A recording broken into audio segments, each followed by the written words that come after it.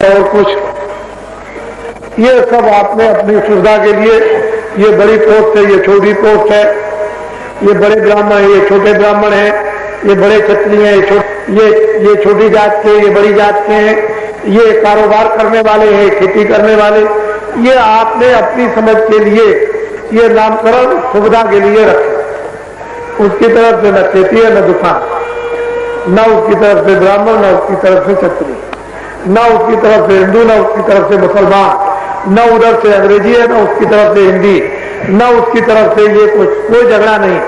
तुमको सीधा नंगा पैदा किया, न आंख पहचान सकती है, न कान सुन सकते हैं, न बाड़ी बोल सकती है, न बुद्धि समझ सकती है, नंगा।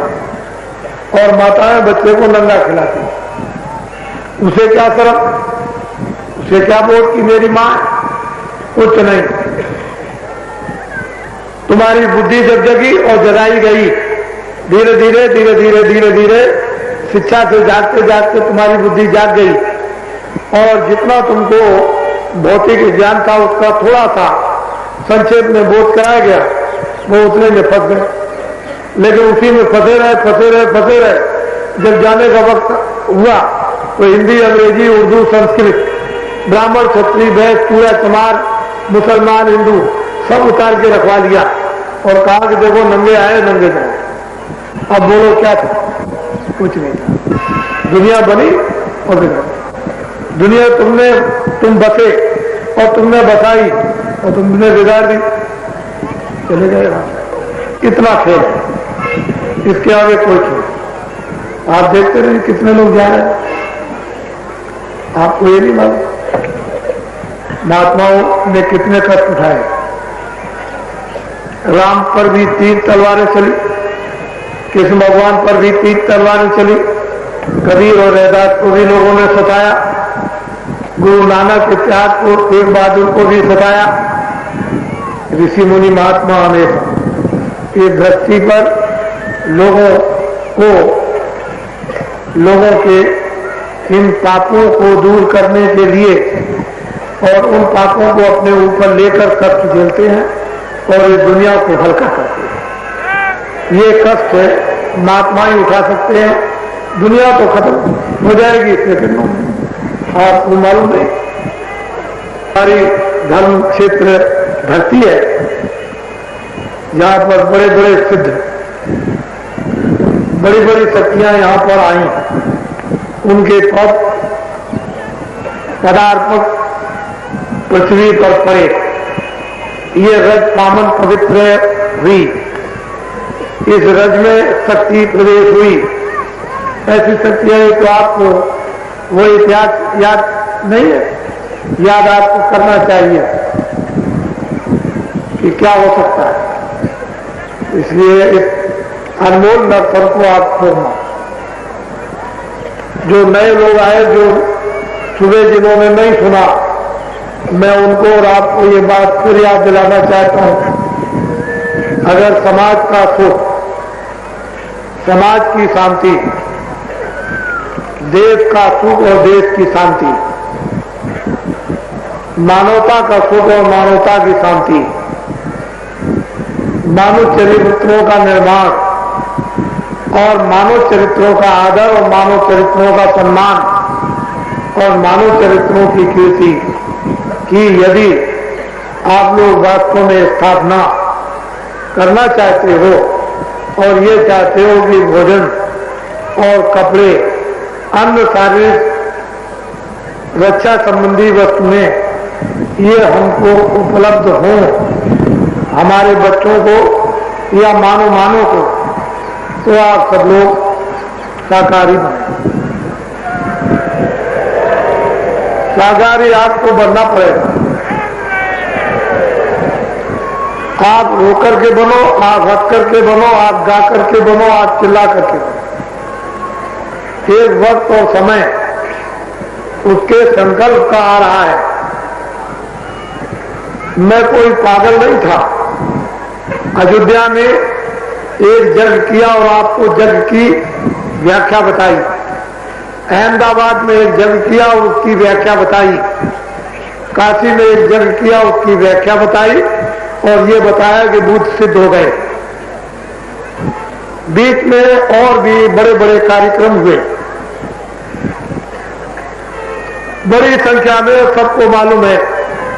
अभी गत वर्ष में नासिक में और सूरत के पास एक बड़ा कार्यक्रम हुआ और आपको ये बताया गया, ये भूत ये कह रहे हैं कि आप मुझसे भी कोई काम ले लीजिए।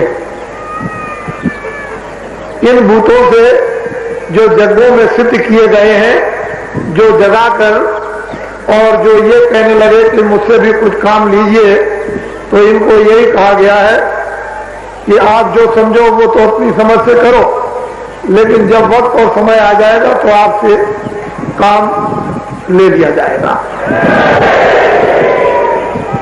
अभी उनसे कोई काम लिया नहीं, सिद्ध जरूर हो गए, इसमें कोई संदेह नहीं है।